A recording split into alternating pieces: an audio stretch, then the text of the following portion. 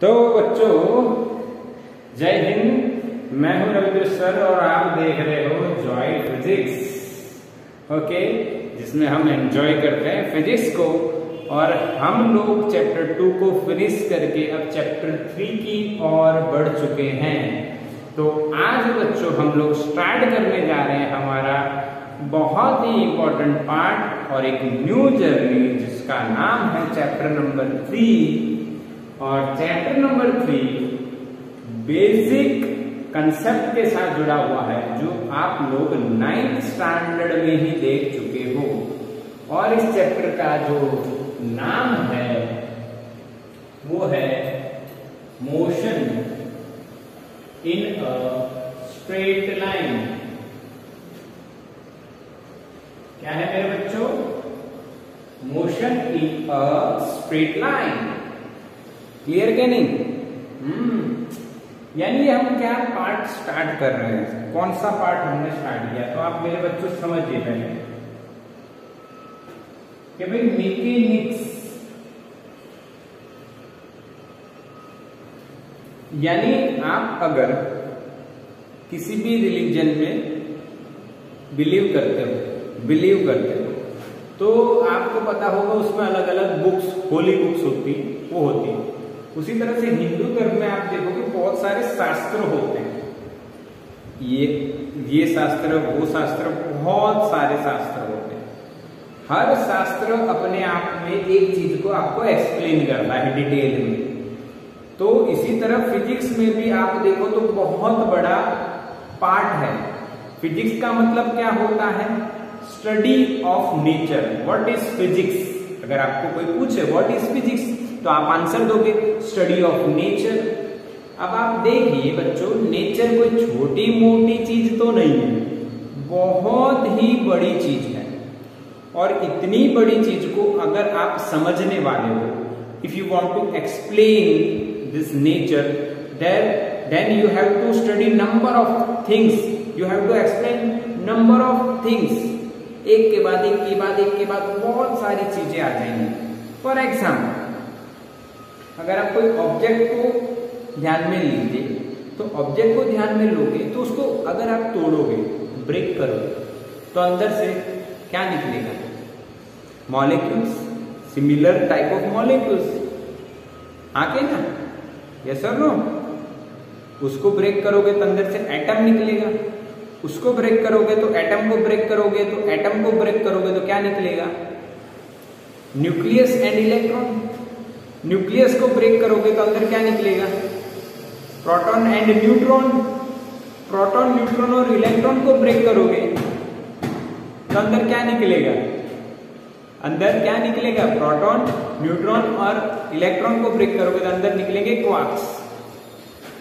यानी एक सब्सटेंस की अगर आप बात करो तो there are number of things, so that you have to study और एक्सप्लेन नंबर ऑफ थिंग्स।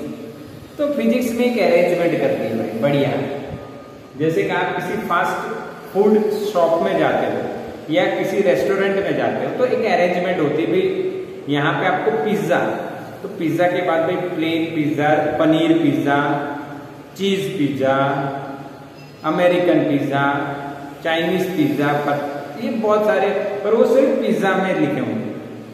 आगे ना कहीं बर्गर में देखा कि पिज्जा लिखा हुआ, बर्गर के नीचे लिखा होगा ये आलू बर्गर, ये बर्गर, फलाना बर्गर, और उसके बाद में लिखा होगा पिज्जा। बर्गर में पिज्जा नहीं एंट्री मारेगा। क्या बात क्लियर हुई? आगे ना, यस और नो? मेरी बात क्लियर है ना?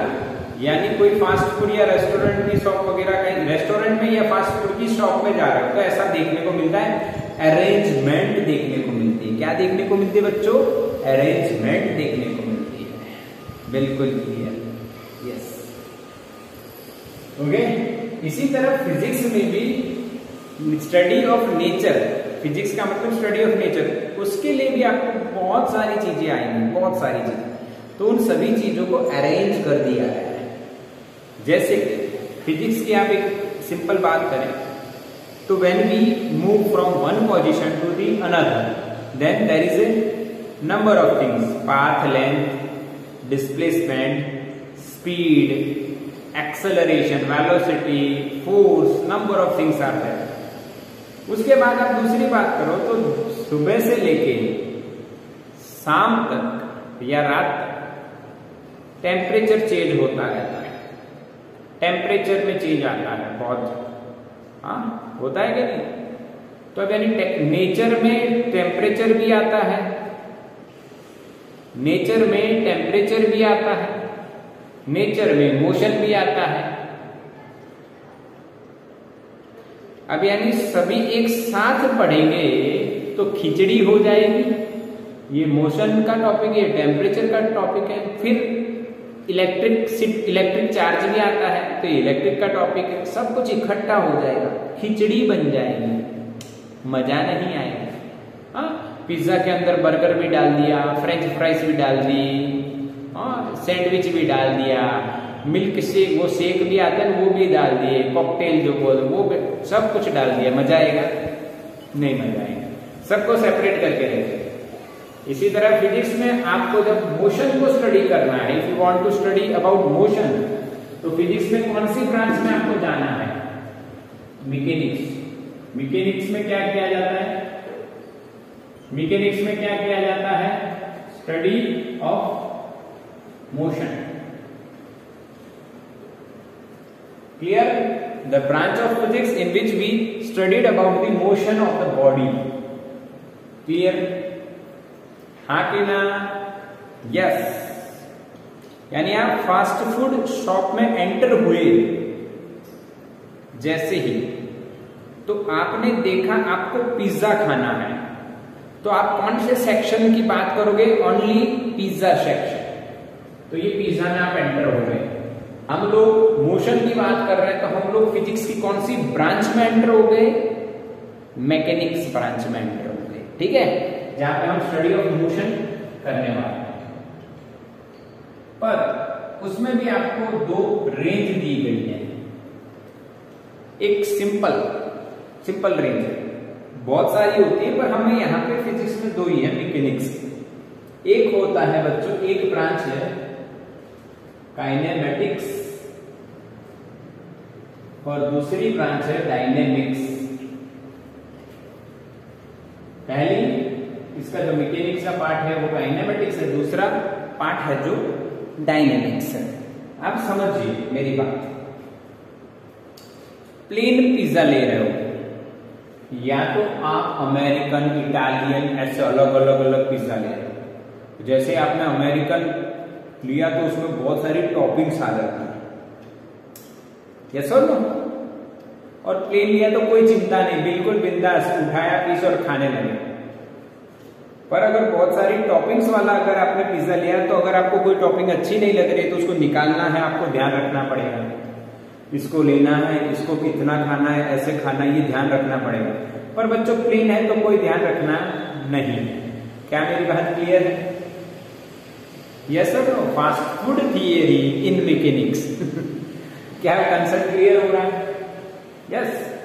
तो ये काइनेमेटिक्स अपना प्लेन पिज्जा है, प्लेन पिज्जा, कोई चिंता नहीं, सॉस डालो और उठाओ और खाओ, टॉपिंग की चिंता ही नहीं। टॉपिंग है नहीं है, कैसी है, अच्छी बुरी, कोई चिंता नहीं, बस खाते जाओ खाते जाओ। क्लियर? तो इसको बोला गया है बच्चों, इसको बोला गया है study of motion without causes. कोई कॉजेस की चिंता नहीं करनी है, बस आपको पढ़ना है simple motion. No, don't worry about the causes. Simple ना? और ये दूसरी जो ब्रांच है dynamics, study of motion with causes. Causes के साथ, भाई ऐसा हुआ तो क्यों हुआ, और इसमें प्रॉपर्टी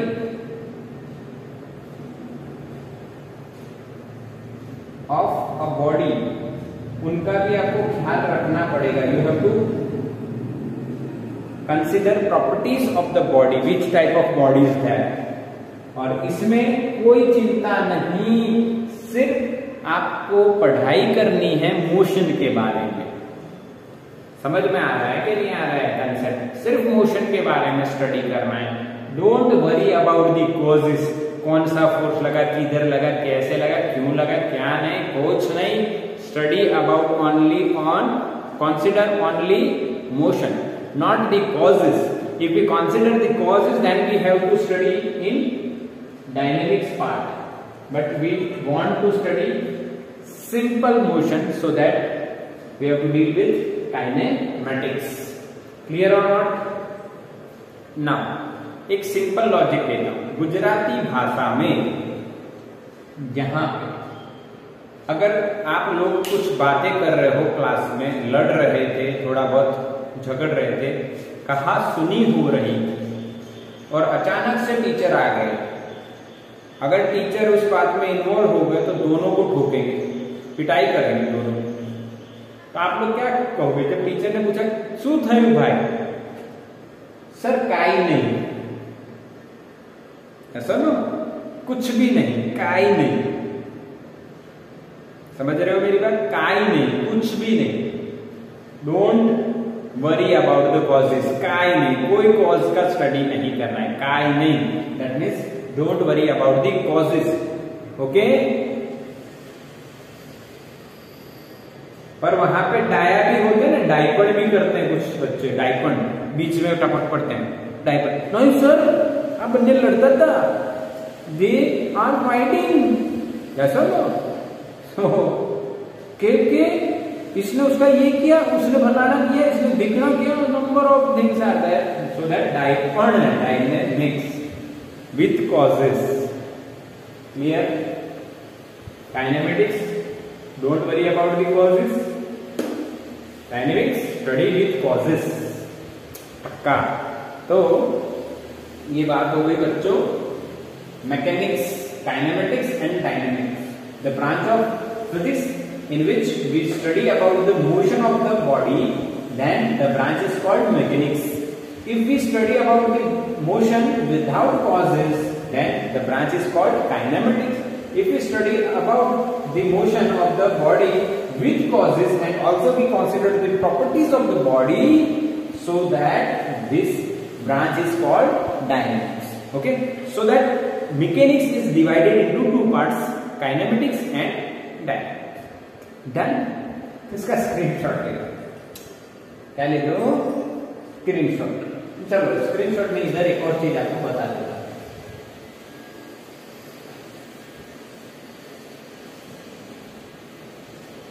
डायमेंशंस, क्या बात करने वाले बच्चों हम लोग? डायमेंशंस। क्या आपने डायमेंशंस के बारे में सुना हुआ है कुछ? अच्छा, डायमेंशन के बारे में सुना है कि नहीं? पर इसके बारे में तो जरूर सुना होगा। 1D, 2D and 3D। 3D तो हाँ सुना ही होगा ना, 3D 1D 2D 3D तो देखा होगा। D का मतलब dimension, 1 dimension, 2 dimension, 3 dimension. Okay, 1 dimension का मतलब क्या होता है, 2 डायमेंशन का मतलब क्या होता है और 3 डायमेंशन का मतलब क्या होता है? अब देखो मेरी बात समझो, 1 डायमेंशन का मतलब क्या है? यानी आप अपने रूम में बैठे हो, ध्यान से देखना है, मैं समझा रहा हूं, वो कंसेप्ट अलग है, आप समझो। हाँ, अगर एक इंसेक्ट आप लीजिए, एक इंसेक्ट आप लीजिए, चींटी या चींटा लीजिए, हाँ, मकोड़ा, मकोड़ा नाम सुना है? मकोड़ा, चींटा, हाँ, या लिजर्ड, लिजर्ड, कुछ भी लीजिए, कोई एक इंसेक्ट लीजिए। अब वो इंसेक्ट हमारे रूम के अंदर जो एक लाइन पड़ती है, जो एक साइड से दूसरी साइड को ज्वाइंट करके उस लाइन पे चलता है, आता है, जाता है, आता है, जाता है, बस उसी लाइन पे चलता रहता है। तो कितनी लाइन पे चल रहा है? सिर्फ एक स्ट्रेट लाइन जाता है, स्ट्रेट लाइन आता है, कहीं जाता है। और कहीं नहीं जा रहा, उसी वो जो एज है उसी एज पे चलता है। तो उसमें अगर आपको उसकी पोजीशन फाइंड करनी है, तो आपको कितने एक्सिस चाहिए to find position?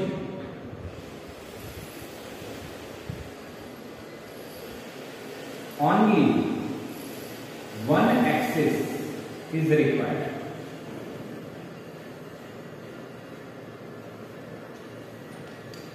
To find position, only one axis is required, so that we can call that dimension as 1D. Yes or no? समझ में आया?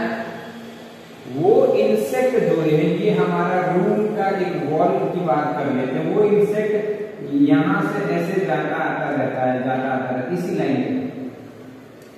तो हमें सिर्फ ये एक ही एक्सिस चाहिए। मान लो आप इसको एक्स कह दो, ये एक्स डैश, और इसको ओरिजिन कह दो, तब उसकी पोजीशन आप इसके रिस्पेक्ट में फाइंड कर रहे हो। तो आपको कितनी एक्सिस चाहिए बेटा बताइए? Only one axis, so that this is called 1D. क्या बोलेंगे? 1D, one dimension, single dimension. Okay, चलो दूसरी बात, इसको हम बोलेंगे वन डायमेंशन को motion in a straight line. कौन सी लाइन? Straight line. जब स्ट्रेट लाइन पे मोशन होता है तब हम लोग वन डायमेंशन की बात करते हैं। ठीक है, समझ में आया कि नहीं मेरे बच्चों?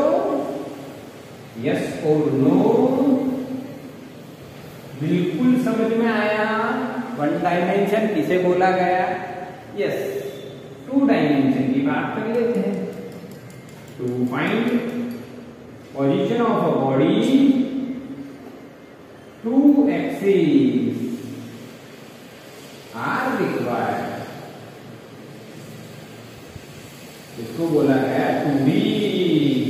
2D कैसे? देखिए मेरे बच्चों, मान लीजिए ये एक्स एक्सिस है, ये ओरिजिन है और ये एक्स है। वो इंसेक्ट इस यहां पे था, वो इंसेक्ट यहां पे चल रहा था, तब तो कोई दिक्कत नहीं थी। उसकी पोजीशन आप कितने एक्सिस से निकाल रहे थे? एक एक्सिस। पर मान लीजिए वो इंसेक्ट चलता चलता वॉल पे आ गया, यहां पे पहुंच गया, ठीक है? आके ना वो लिजर्ड मान लीजिए, कीड़ी मान लीजिए, मकोड़ा मान लीजिए, चींटी मान लीजिए, चीटा मान लीजिए, कुछ भी मान लीजिए, वो यहां पहुंच गया। ठीक है कि नहीं? यस। तब आप इसको एक्स एक्सिस पे देखोगे तो यहां से हम लाइन ड्रॉ करो यहां से, तो वो यहां पे पोजीशन, इसकी पोजीशन यहां है। मान लीजिए ये इस कॉर्नर से 3 मीटर पे है। कितने मीटर पे बेटा? 3 मीटर पे। कितने मीटर पे है? 3 मीटर पे है। Yes yes sir. तो वो 3 मीटर पे है बेटा। कितने मीटर पे है? 3 मीटर पे है। पर अब आप ऐसा नहीं कह सकते कि उसकी पोजीशन 3 मीटर है, नहीं, क्योंकि 3 मीटर पे तो बहुत सारे पॉइंट्स मिलेंगे उस वॉल पे, इस वॉल पे। यहां से 3 मीटर, ये पॉइंट, बहुत सारे पॉइंट मिलेंगे। परपेंडिकुलरली बहुत सारे पॉइंट मिलेंगे। हम ऐसा कहेंगे कि इस इंसेक्ट की पोजीशन ओरिजिन से एक्स एक्सिस पे 3 मीटर और उससे परपेंडिकुलर है। तो 3 मीटर आप आए, 1 2 3 आए, और देखा परपेंडिकुलर है तो बहुत सारे पॉइंट्स मिलेंगे। तो यहां पे उसकी एग्जैक्ट पोजीशन हमें नहीं पता चलेगी, इसीलिए हमें इसका वाई पार्ट भी बताना पड़ेगा। तो ये कौन सी एक्सिस हो गई बेटा? Y dash. और ये मान लीजिए कितना मीटर है बेटा? 4 मीटर। तो अब आप एग्जैक्टली बता पाओगे तो कहां पे 3 मीटर एक्स में, 4 मीटर वाई में, तो आप उसकी क्या फाइंड कर लोगे बेटा? पोजीशन। तो जब वो इंसेक्ट वॉल पे आ गया, यानी एक प्लेन पे आ गया, यानी वो 2D में आ गया, so that we require two axes. We require two axes, and this type of motion. इसमें जो मोशन होगा उस मोशन को हम मोशन इन प्लेन, प्लेन का मतलब सरफेस 2D। यहाँ पे इसमें जो मोशन होगा उसको स्ट्रेट लाइन मोशन कहेंगे, 2D में जो मोशन पड़ेगा उसको मोशन इन प्लेन कहेंगे बेटा, मोशन इन प्लेन कहेंगे। बोलो क्लियर हुआ बेटा मेरे बच्चों, इतना क्लियर हुआ कि नहीं?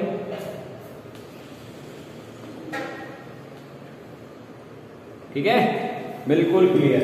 अब तीसरी बात करते हैं, 3D की बात करते हैं, 3D की बात करते हैं, थर्ड डायमेंशन।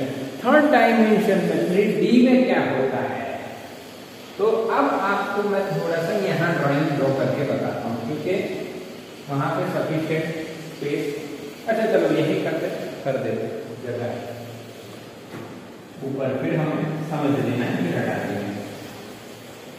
ये मैंने आपका पूरा रूम ड्रॉ कर दिया, वो इंसेक्ट ये एक्स था बेटा, ये वाई है, ठीक है? या हम लोग यहाँ पे लेते, ये एक्स, ये वाई, ठीक है?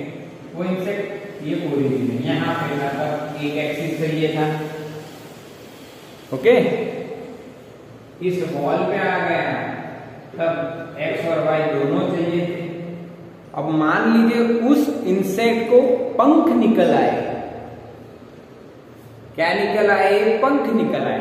पता है ना आपको, जो चींटियां होती हैं, वो जब मॉनसून आता है, बारिश होती है, तब उसके बाद आपको उड़ने वाली चींटियां भी देखने को मिलती है।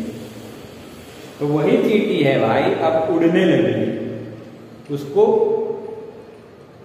पंख आ गए, तो उड़ी, उड़ती उड़ती वो रूम में यहाँ पे आई, कहीं पे आ गई रूम के अंदर। तो अब आप एक्स एक्सिस इधर आ गए, वाई एक्सिस इधर आ गए, पर इसके तक नहीं पहुंचे, यहां पे तो आना पड़ेगा ना, तो तीसरा एक्सिस भी चाहिएगा। यस और नो बेटा? हाँ के ना? जिसको हम कौन सा एक्सिस कहते हैं? Z axis. जिसको हम कौन सा एक्सिस कहते हैं? Z axis. यस,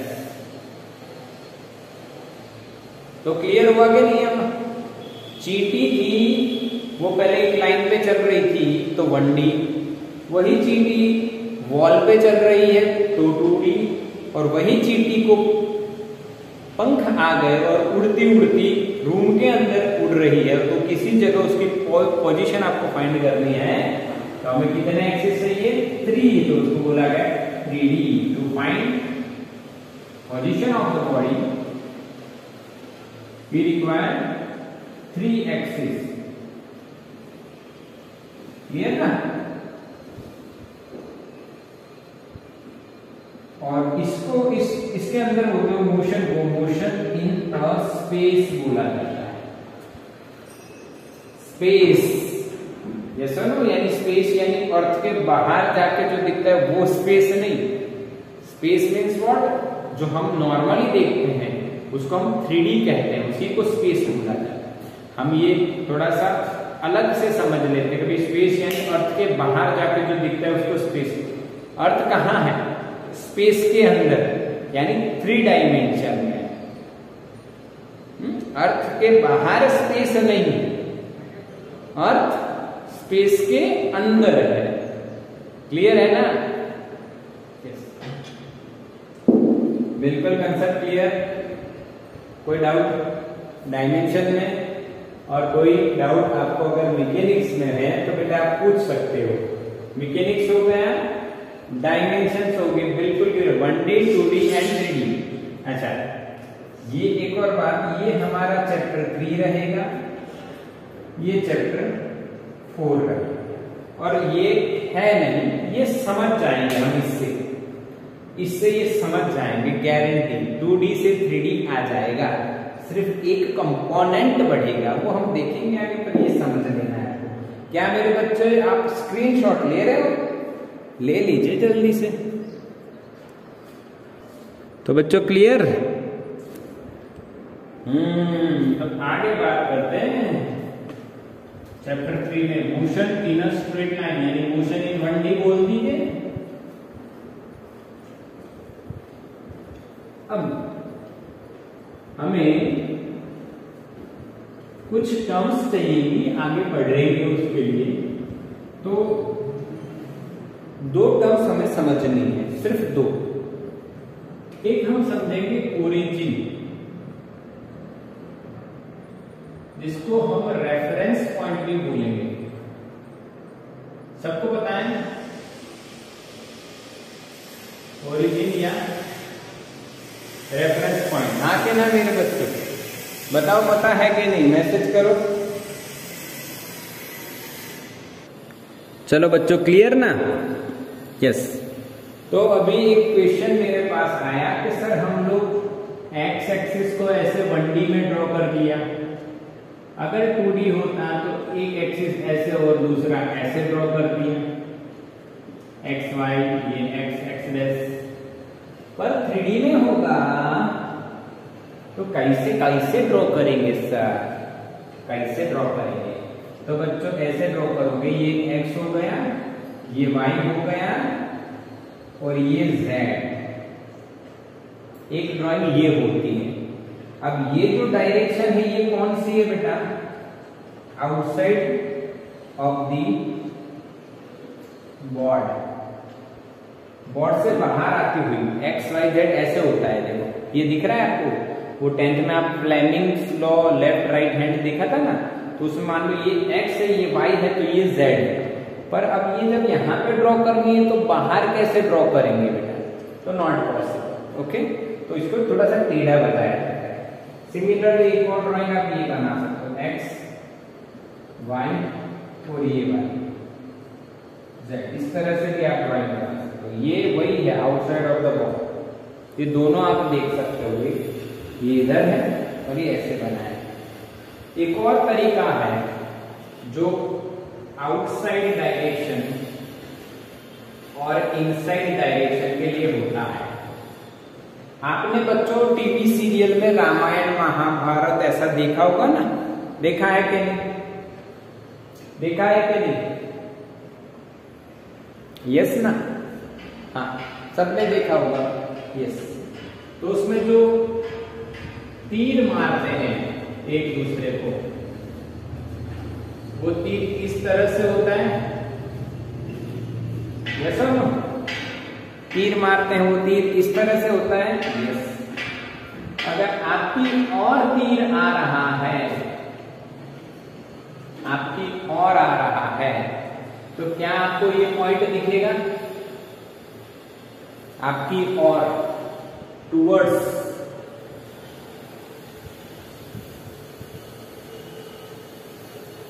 और अगर आप इधर खड़े हो तो ये अवे जा रहा है, अवे जा रहा है, तो ये क्रॉस टाइप जो है वो आपको दिखेगा। क्लियर है नहीं?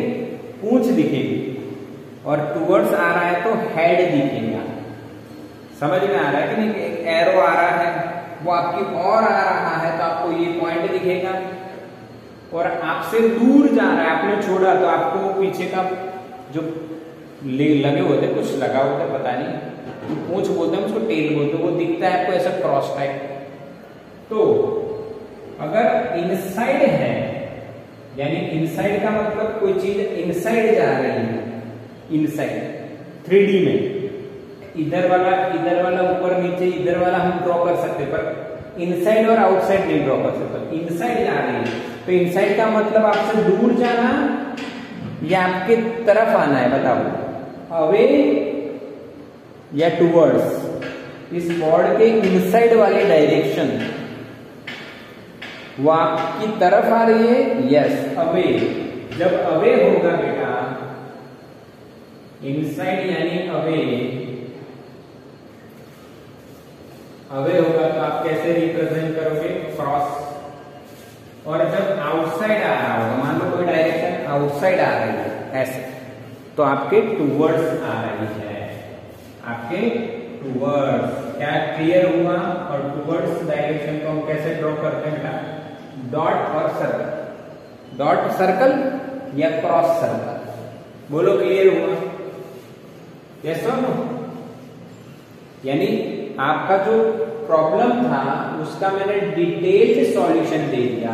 क्या आप एक्स वाई ऐसे ड्रॉ कर सकते हो 2D में, पर 3D में हुआ यानी बोर्ड से बाहर या बोर्ड के अंदर जा रहा है तो डॉट या cross.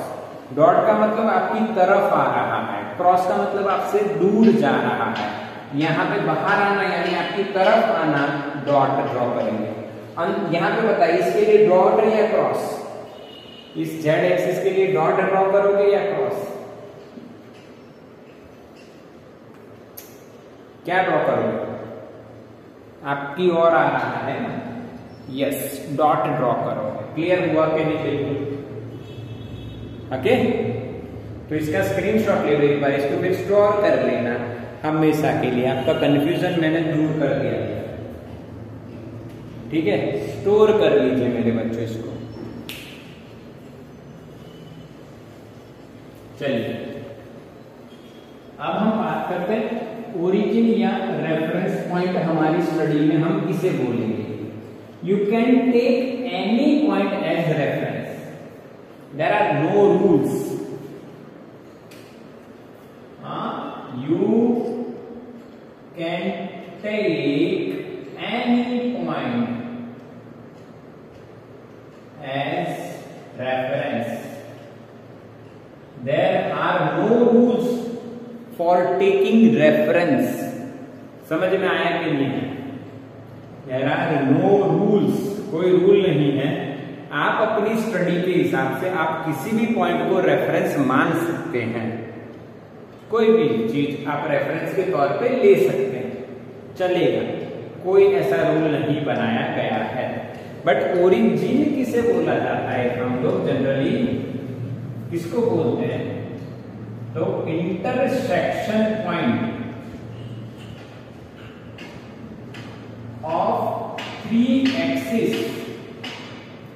Is called origin. And it is denoted, उसको कैसे लिखते हैं हम लोग? बाय ओ। समझ में आया? ओरिजिन किसे कहते हैं? समझ में आया कि नहीं आया?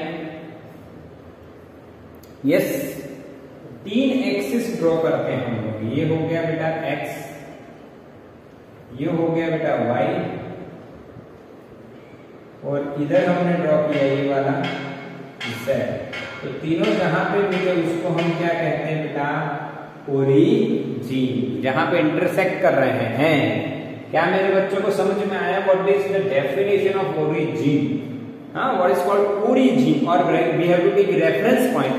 जो भी आप रेफरेंस ले रहे हो वहां पे 3 एक्सिस हो सकती हैं, और उसी के इंटरसेक्शन पॉइंट को हमें क्या बोलना है? ओरिजिन। आप अपने रूम में कॉर्नर पे देखिए, सब लोग ध्यान से अपने रूम के कॉर्नर पे देखिए। क्या वहां से 3 लाइन निकलती हुई दिख रही है आपको? समझ में आया कि नहीं? यानी कि वो तीनों जो एक्सिस हैं वो वहां पे इंटरसेक्ट कर रहे हैं, और उसी पॉइंट को मेरे बच्चों हम लोग क्या बोलने वाले हैं? Origin. So what is the definition of origin? The intersection point of 3 axes x, y and z is called origin or reference point, and it is denoted by O. Simple logic, आ गया समझ में? बढ़िया से। अब देखिए मेरी एक और बात आप समझिए यहाँ पे। अब यहाँ पे जब आपने एक्सिस ड्रॉ की है तो एक बात और समझ लीजिए। यहाँ पे मैथमेटिक्स के कुछ रूल्स हैं। 2 रूल आपको ध्यान में रखने हैं। देखो, इसको मैं नाम दे देता हूं, इसलिए आपको याद रहेगा एंटी क्लॉकवाइज रूल। ऐसा कोई नाम नहीं है, पर मैंने बता दिया आपको कौन सा रूल है बेटा? Anti clockwise rule.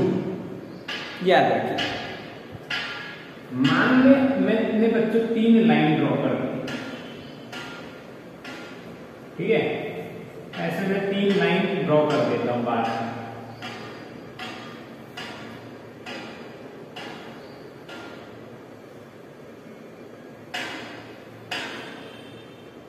और जो सेंटर है वो ओरिजिन है।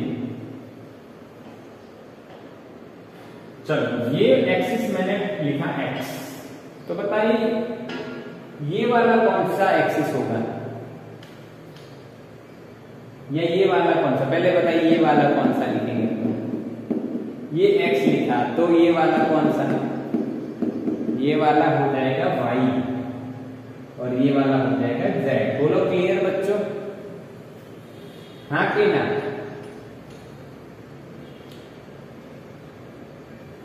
समझ में आया कि नहीं? ये x, ये y और ये z। पर मान लीजिए अगर मैंने यहां पे x लिख दिया तो ये एक्सिस क्या होगा बताओ? ये एक्सिस क्या होगा? ये वाला z होगा, सही आंसर है, ये z होगा और ये y होगा। यस, रूल ये है कि अगर आप कोई भी एक एक्सिस को आपने x ले लिया, कोई भी एक, ऐसा कोई रूल है कि ये x रहता है। जनरली हम हॉरिजॉन्टल यानी x और वर्टिकल यानी y मानते हैं, पर कुछ भी हो सकता है। तो ये x लिया तो एंटी क्लॉकवाइज आपको चलना है, दूसरा एक्सिस y होगा, तीसरा z होगा। कौन से वाइज चलना है? Anti clock. तो ये x है एंटी क्लॉक में, ये y होगा फिर z। समझ में आया? अब मान लीजिए मैंने इसको x बोल दिया होता तो ये वाला कौन सा होता बताइए? ये वाला एक्सिस। अगर ये x बोल दिया तो ये वाला कौन सा होता? y। यस, और ये z। समझ में आया? Yes, anti clock, anti clock, anti. अच्छा, अब इसमें एक और बात मैं आपको बताता हूँ। देखो एक और बात, ये एक्स एक्सिस मैंने ली यहाँ पे हो गई और ये P पॉइंट है और यहाँ पे P डैश है, तो ये एंगल मान लो 30 डिग्री है और ये एंगल भी 30 डिग्री है, दोनों 30 डिग्री हैं, पर दोनों अलग अलग डायरेक्शन में देखो। तो उसको अलग बताने के लिए हमारा रूल है कि anti clock is positive and clockwise is negative. Anti clockwise is positive and clockwise angle is negative. ये रूल है, इसका उल्टा भी सही है। क्लॉक पॉजिटिव तो anti clock negative, but generally हम ये फॉलो करेंगे anti clock is positive and clockwise is negative. क्या मेरे बच्चों को ओरिजिन और ये रूल समझ में आया? यस, यस, सभी जगह पे ये सेम रूल अप्लाइड है बेटा, अप्लाई कर सकते हैं। You can apply at any concept or in any concept or in any question. This is the similar anti-clockwise. Then screenshot ले लिया, जल्दी करो जल्दी।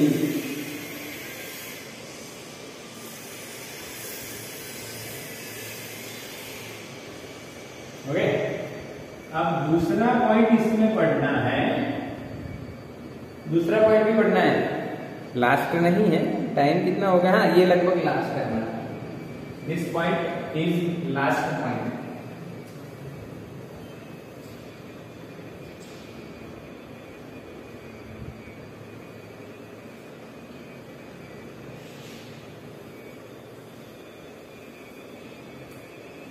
ओके, समझिए मेरे बच्चों, समझिए यहां पे सेकेंड पॉइंट हमारा है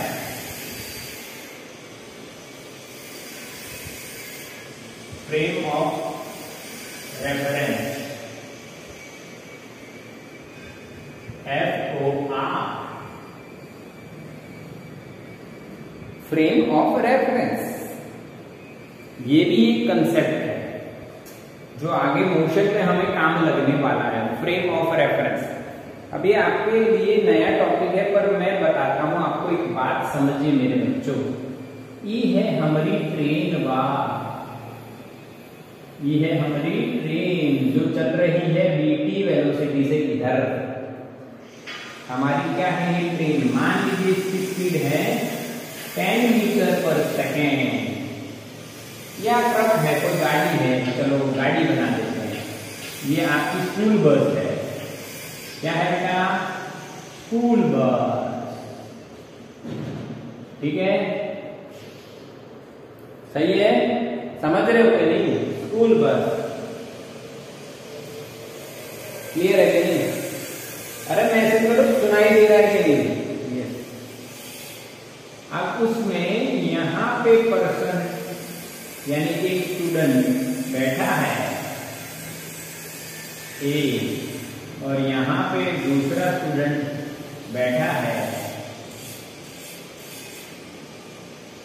बी, और यहां पे एक और गाड़ी में ये है हम,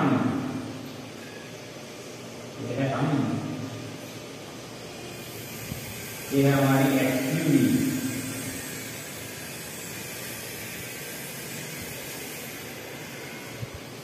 चला रहे हैं एक्सयूवी, और इधर जा रहे हैं 20 मीटर पर सेकेंड से, ठीक है, क्लियर कि नहीं, ओके, आगे में, और ये एक इंसान यहां पे खड़ा हुआ है ग्राउंड पे बी, अब समझना बात,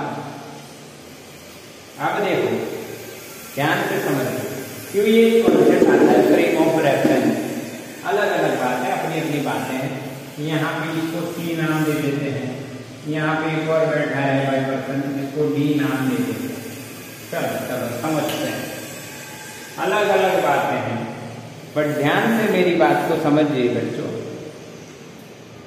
ये बी वाला पर्सन हम ऑब्जर्व करते हैं, इसको देखते हैं, तो बी को अगर ए देखेगा तो क्या ए के रिस्पेक्ट में बी मोशन में है,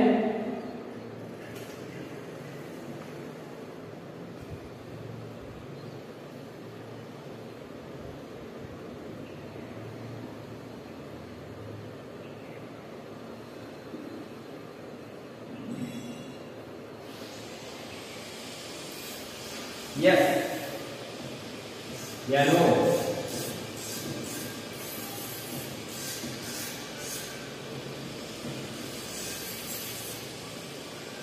समझिए आपका आंसर आया क्या, वो मैं यहाँ पे लिखा हूं, B is at rest with respect to A, हाँ के ना, इसका लॉजिक तो आपको वैसे ही पता लग जाएगा, आप ट्रेन में बैठे हो या बस में बैठे हो, तो ट्रेन में आपके आमने सामने या आपके साइड में कोई फ्रेंड बैठा हो, या मम्मी पापा बैठे हो, या भाई बहन बैठा हो, तो क्या आपको बैठा दिख रहा है या चलता दिख रहा है, आपके रिस्पेक्ट में वो साइड में बैठा रहेगा ना, हाँ के ना, यस और नो बेटा,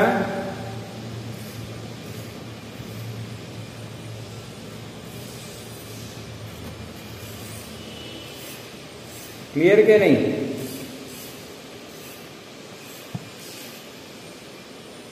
ओके, यस, क्लियर, क्लियर के नहीं, बिल्कुल, हाँ के ना, बिल्कुल बिल्कुल, आप बताइए क्यों ऐसा हुआ, क्योंकि वो बस में सेम व्हीकल में, तो बी आपके पास बैठा है, एक ही गाड़ी में बैठे हो, और वो गाड़ी इधर जा रही है, बस इधर जा रही है, तो वो आपको मोशन में नहीं दिखेगा, B is in motion with respect to D, आप यहां खड़े हो और बी बस में बैठा है, तो बी बस के साथ अंदर बैठा हुआ आपको मोशन में दिखेगा कि नहीं, यस सर, हाँ कि ना, यस, बिल्कुल क्लियर, और B is in motion with respect to C, आप गाड़ी में जा रहे हो और एक बस में दूसरा बच्चा बैठा हुआ है, वो इधर जा रहा है और आप इधर जा रहे हो, तो वो आपको मोशन में दिखेगा कि नहीं, दिखेगा बच्चों, दिखेगा, क्लियर के नहीं, यस और नो, यस, बट फास्ट दिखेगा। स्पीड जो है, इस मोशन की स्पीड जो है वो बढ़ जाएगी। वो बात की बात है, वो रिलेटिव में लास्ट टॉपिक है, पर मैं आपको बता देता हूं। अब देखो कौन मोशन कैसा दिख रहा है, रेस्ट में है या मोशन में है या फास्ट मोशन में या धीरे मोशन में, ऐसा दिखने का रीजन क्या है कि इसको ये बी रेस्ट पे क्यों है, इसके लिए क्योंकि बस के अंदर है, वहां से ऑब्जर्व कर रहा है। बी मोशन में है डी के लिए क्योंकि ये ग्राउंड पे से ऑब्जर्व कर रहा है। बी मोशन में है पर फास्ट मोशन में है क्योंकि ये यहां से ऑब्जर्व कर रहा है। यानी आप मोशन की स्टडी में ऑब्जर्वेशन कहां से कर रहे हो इस पे डिपेंड करता है कि नहीं? हाँ के ना? आप स्टडी कर रहे हो मोशन का, पर वो मोशन का स्टडी आप किस जगह से कर रहे हो? बस के अंदर से कर रहे हो या ग्राउंड पे से कर रहे हो? अगर आप बी पर्सन का स्टडी कर रहे हो मोशन का, और आप उसकी जगह ही उसी बस में बैठे हो तो वो रेस्ट में है, और अगर आप ग्राउंड पे खड़े हो तो वो मोशन में है। तो बच्चों ये बात ध्यान में रखिए, अगर आप मोशन का स्टडी कर रहे हो तो from where you are observing is very important. From where you are observing is very important. Clear? Yes, this is called frame of reference. The place or position from where observers takes his or her observation is called frame of reference। क्या मेरे बच्चों को समझ में आया कि नहीं? आप लोग जहां से ऑब्जर्व कर रहे हो, जिस प्लेस पे से ऑब्जर्व कर रहे हो, उसको हम बोलते हैं FOR, फ्रेम ऑफ रेफरेंस। आप विंडो से देख रहे हो तो विंडो आपकी फ्रेम ऑफ रेफरेंस हो गई। आप डोर से देख रहे हो तो डोर आपकी फ्रेम ऑफ रेफरेंस हो गई। आप ग्राउंड पे खड़े देख रहे हो तो ग्राउंड फ्रेम ऑफ रेफरेंस हो गई। आप व्हीकल के अंदर बैठे हुए हो और ऑब्जर्व कर रहे हो तो आपकी व्हीकल आपका फ्रेम ऑफ रेफरेंस हो गई। यस और नो? क्लियर? तो इसका स्क्रीनशॉट ले लो मेरे बच्चों। बेटा छोटी सी बात जो आगे बढ़ेगी, अभी सिर्फ आपको इंफॉर्मेशन दे देता हूं। जो फ्रेम ऑफ रेफरेंस है उसकी भी दो टाइप है, और फिर आगे 5th चैप्टर में वो हम पढ़ेंगे। 5th चैप्टर में दो टाइप होते हैं, फ्रेम ऑफ रेफरेंस के भी दो टाइप होते हैं। पहली इनर्शियल, दूसरी नॉन इनर्शियल।